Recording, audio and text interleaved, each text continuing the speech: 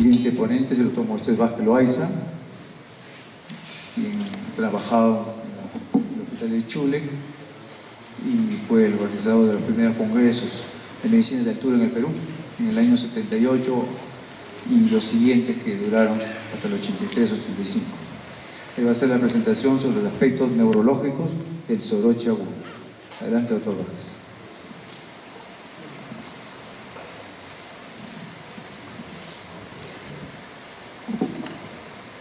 Vamos a hablar sobre la interpretación neurológica del soroche agudo. Bien, yo considero que el soroche agudo es una descompresión y una descompensación de oxígeno de carácter neurológico. En primer lugar, vamos a ponernos de acuerdo, parece que no estamos todos en el mismo nivel. Considero que bajas altitudes son de 0 hasta 1000 metros sobre el nivel del mar, altura intermedia hasta los 2500 metros sobre el nivel del mar, grandes altitudes hasta los 5000 metros y muy grandes altitudes hasta los 8000 metros.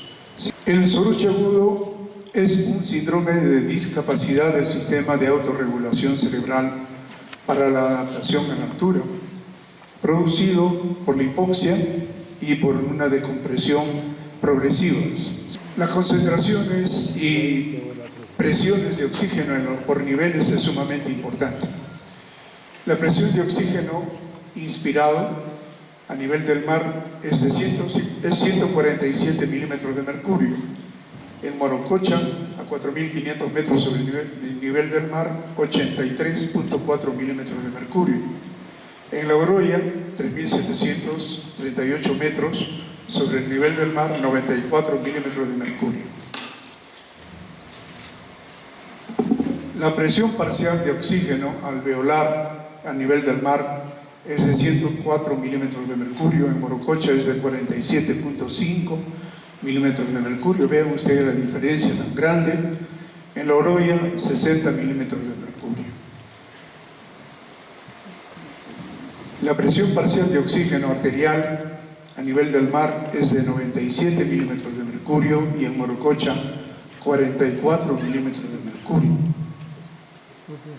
La presión de oxígeno inspirado, la presión parcial de oxígeno alveolar y la presión parcial de oxígeno arterial son desconocidos en La Rinconada, que es una localidad que se encuentra acá en Puno, está entre los 5100 metros y 5500 metros sobre el nivel del mar y tiene una población de 50.000 habitantes. El otro lugar que desconocemos estos factores son las cimas del Sajama, a 6.542 metros sobre el nivel del mar, en Bolivia, donde según el doctor Subieta va a presentar, juegan fútbol. Repetimos pues que el soroche agudo es un síndrome de discapacidad del sistema de autorregulación cerebral para su adaptación a la altura. La autorregulación cerebral depende de la función del sistema autonómico del sistema nervioso central. A nivel central es importantísimo la presencia del núcleo de control, que es el locus ceruleus, también llamado sitio celeste. Los principales efectores de este núcleo son el sistema simpático en el cerebro, los vasos cerebrales, el hipotálamo. En realidad todo el diencéfalo, pero el hipotálamo tiene una importancia fundamental.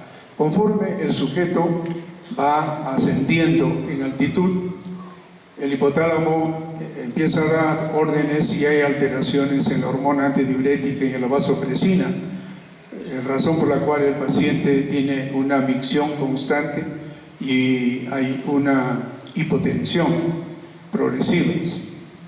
A nivel extracraneano, el locus ceruleus actúa a través del sistema nervioso autonómico, que es simpático y parasimpático, y el décimo par, que en su porción extracraneana se extiende a través del nervio vago o cardio-reno neumoentérico. Este nervio actúa sobre el corazón, sobre los pulmones, sobre las vísceras abdominales y sobre el riñón. Más adelante vamos a ver las consecuencias del colapso del funcionamiento de este nervio. Las funciones primordiales de la autorregulación cerebral son las siguientes. En primer lugar, mantener una presión de perfusión cerebral mayor de 50 milímetros de mercurio. Esta presión de perfusión cerebral en forma normal oscila entre 50 y 150 milímetros de mercurio, teniendo en cuenta variaciones de la resistencia vascular cerebral. Esto quiere decir que en posición normal, como la que se encuentran ustedes tomando asiento, la presión de perfusión cerebral en ustedes debe estar entre 50 y 60 milímetros de mercurio. Pero si se pusieran ustedes a correr 100 metros planos, o 5.000 metros, o 10.000 metros, esta presión de perfusión cerebral puede elevarse a 120 o 150 milímetros de mercurio. Autorregulación cerebral va a asegurar que el flujo sanguíneo cerebral, 40 milímetros de mercurio, sea constante bajo cualquier circunstancia, ya se encuentre entre 50 o 150 milímetros de mercurio de la presión de perfusión cerebral, el flujo sanguíneo cerebral va a ser de 40 milímetros de mercurio. Esto asegura que el consumo metabólico de oxígeno oscile entre 3 y 3.8 milímetros o mililitros por 100 gramos de tejido por minuto.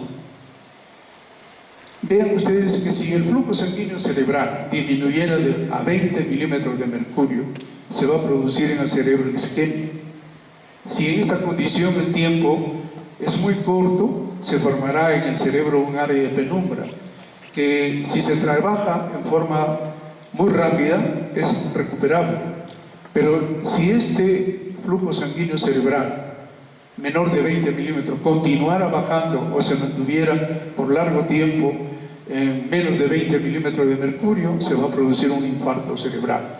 Esa es la importancia del flujo sanguíneo cerebral, de la presión de perfusión cerebral.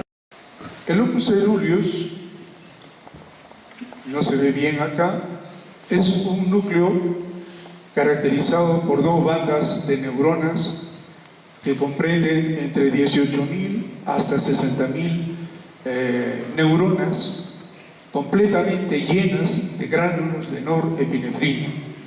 Por eso es que es un motor del funcionamiento simpático a nivel cerebral.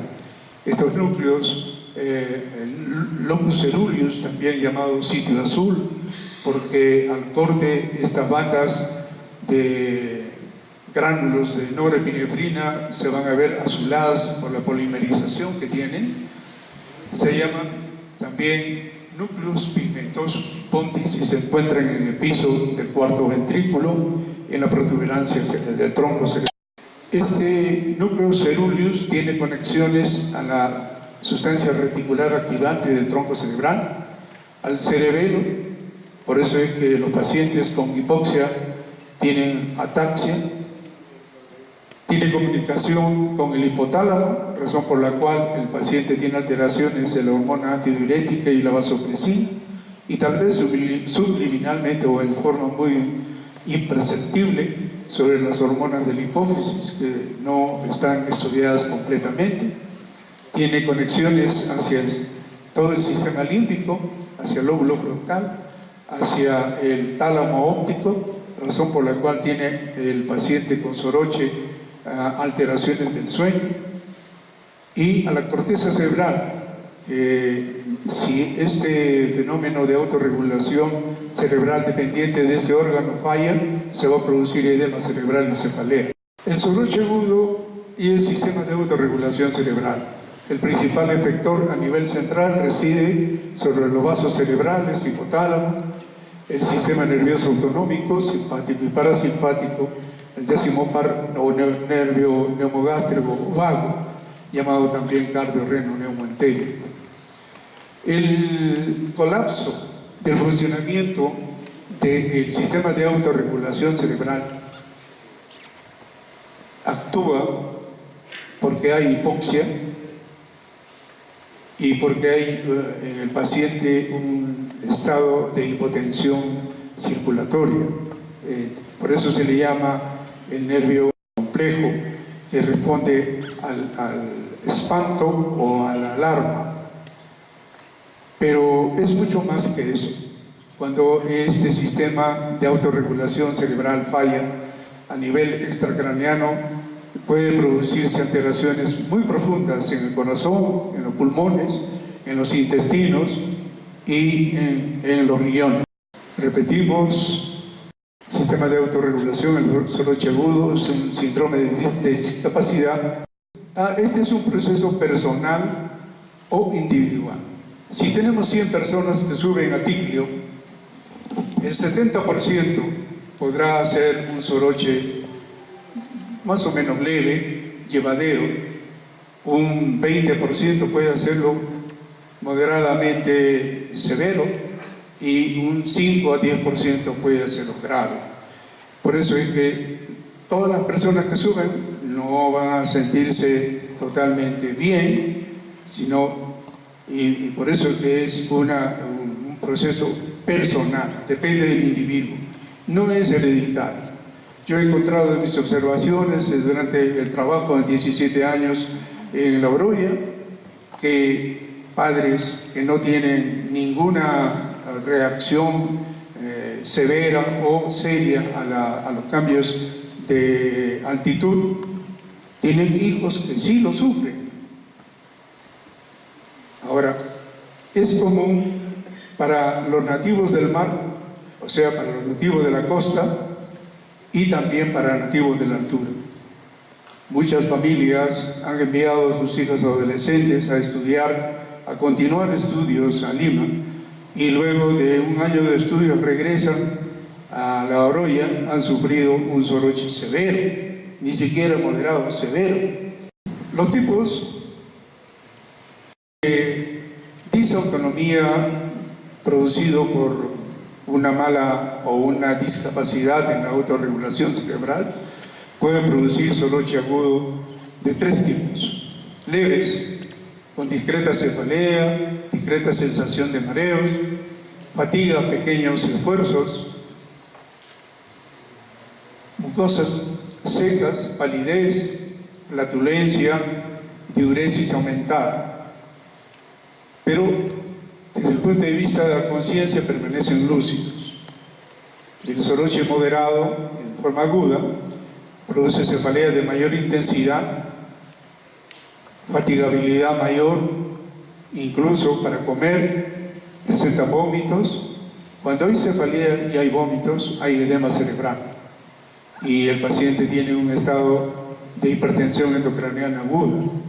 En algunos casos tiene deseos imperiosos de defecar. Ese es un reflejo automático, no controlable, del parasimpático tratando de disminuir las presiones internas y poder aliviar y conseguir la homeostasis del sujeto.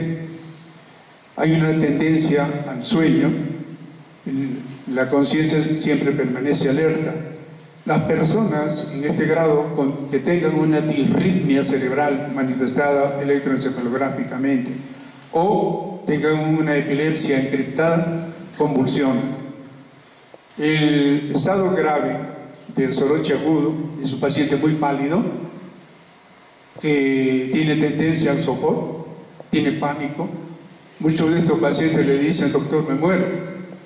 Malestar general, están al borde del colapso. Estos pacientes tienen disnea. La disnea algunas veces es severa, hay polipnea. El paciente puede hacer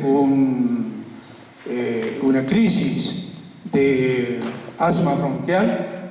Hay edema pulmonar agudo en progreso que se manifiesta muchas veces empieza con broncorrea abundante, tos y finalmente el edema pulmonar agudo. La otra faceta o cara del estado grave es el ilio paralítico. El paciente tiene la distensión abdominal con hilo paralítico severo. Y hay una fase muy importante que se ha visto con mucha frecuencia, que es el shock circulatorio por estasis sanguínea en la víscera abdominal. El paciente entra en shock y es un shock de carácter neurogénico. Finalmente, hay pacientes que tienen muerte súbita. En 17 años yo he comprobado 6 casos de muerte súbita. Muy bien, eso es todo. Muchas gracias. Muchas gracias, doctor Vázquez.